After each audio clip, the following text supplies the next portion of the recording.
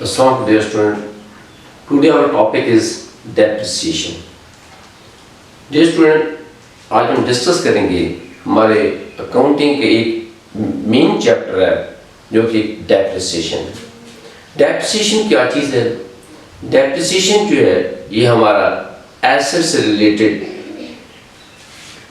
तमाम वैल्यू जो कि हम उसकी मुख्तलिफ यूटिलाइजेशन के बाद हम कैलकुलेट करते हैं कि के पासिंग ऑफ टाइम के मुख्तलिफ वक्त पास होने के साथ साथ हमारे एसेट की वैल्यू क्या है, क्योंकि जो भी हमारे पास एसेट है तो वो इस्तेमाल होने के साथ साथ उसकी वैल्यू में कमी होती रहती है और इस तरीके से एक ऐसी पोजीशन आ जाती है जिसके अंदर हमारे एसेट की वैल्यू वो ज़ीरो हो जाती है, उससे आगे वो काम करने के काबिल नहीं होता। तो डियर स्टूडेंट्स के अंदर हम ये देखते हैं कि हमारे पास ये डेप्रिसिएशन जो है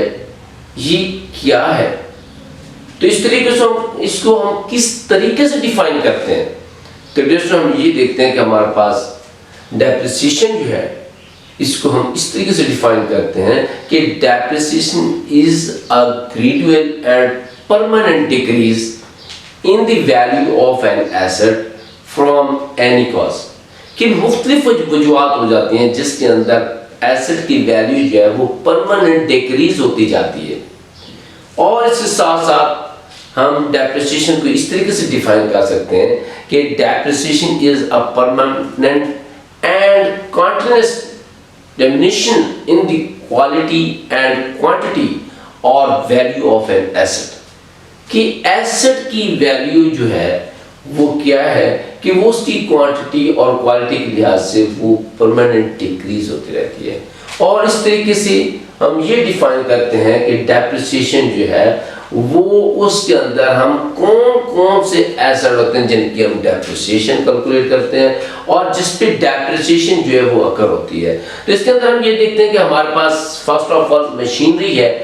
हमारी मशीनरी जो है वो हम इस्तेमाल करते रहते हैं और मशीनरी की प्रोडक्शन के लिए आते हैं, जैसे जैसे उसके अंदर से प्रोडक्शन हम लेते हैं तो उसकी वैल्यू में भी कमी होती रहती है, उसकी वो वैल्यू नहीं होती जो हम एक साल पहले हमने नई ली थी उस वक्त उसकी क्या वैल्यू थी। एक साल हमने उसको यूटिलाइज किया, हमने उसको यूज़ किया और उसके साथ उसकी वैल्यू डिक्रीज होती रहती है। और इसके साथ हम आगे देखते हैं कि मशीनरी के अलावा हमारे पास बिल्डिंग होती है, बिल्डिंग भी इस तरीके से हम उसको इस्तेमाल करते रहते हैं और उसकी वैल्यू जो है वो हर साल उसकी वैल्यू जो है वो कम होती जाती है, वो वैल्यू नहीं रहती और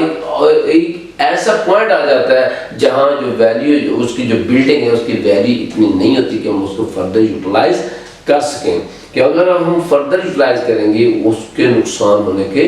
अंदेशा पैदा हो जाता है। तो डिस्टेंस के अंदर हम ये देखते हैं हमारे पास इक्विपमेंट्स हैं और उसके अलावा हमारे पास फर्नीचर होता है, फर्नीचर के अलावा फिक्सचर होता है और उसके अलावा हमारे पास कंप्यूटर है, क्योंकि कंप्यूटर भी हम देखते हैं कि हमारे पास एज एन हम उसकी न्यू जनरेशन आती रहती है और उसके साथ साथ पहले वाला जो है हमारे पास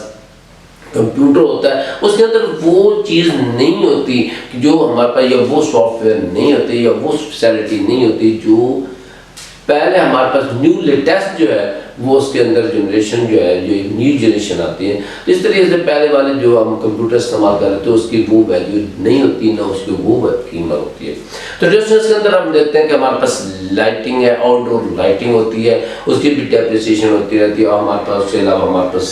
कार है, कार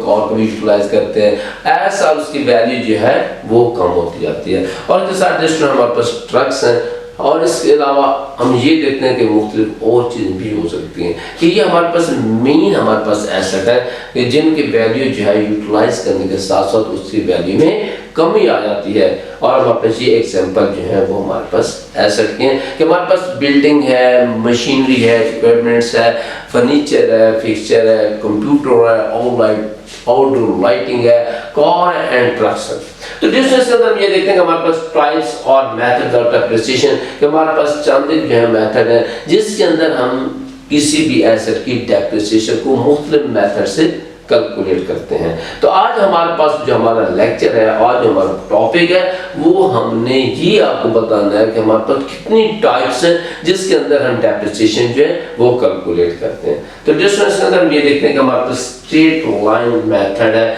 और ये एक ऐसा मेथड है जिसके अंदर हम एसेट की डेप्रिसिएशन को कैलकुलेट करते हैं, और उसके साथ हमारे पास रिड्यूसिंग बैलेंस मेथड है,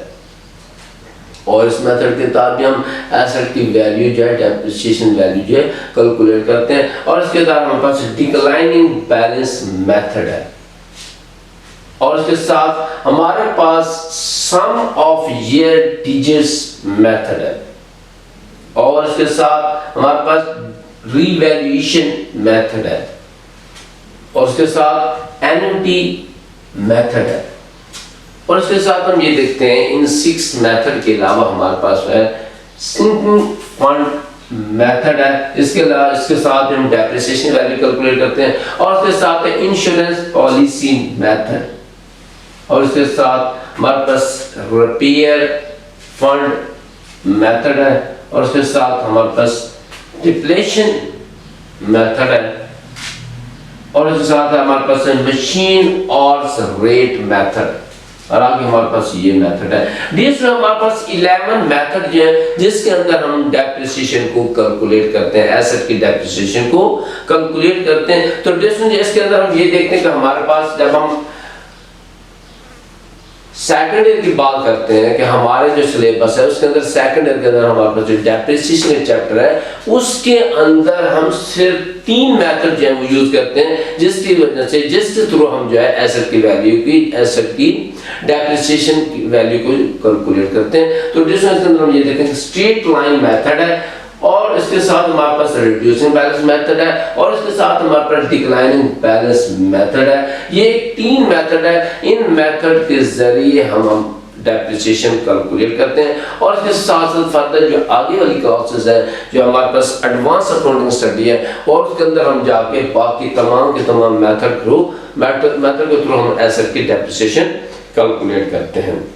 ये हमारा एक छोटा सा टॉपिक था, इसके अंदर हमने सिर्फ आपको इंट्रोडक्शन कराई है कि व्हाट इज द डेप्रिसिएशन, और उसके साथ what method of use for calculating the depreciation method, depreciation value of the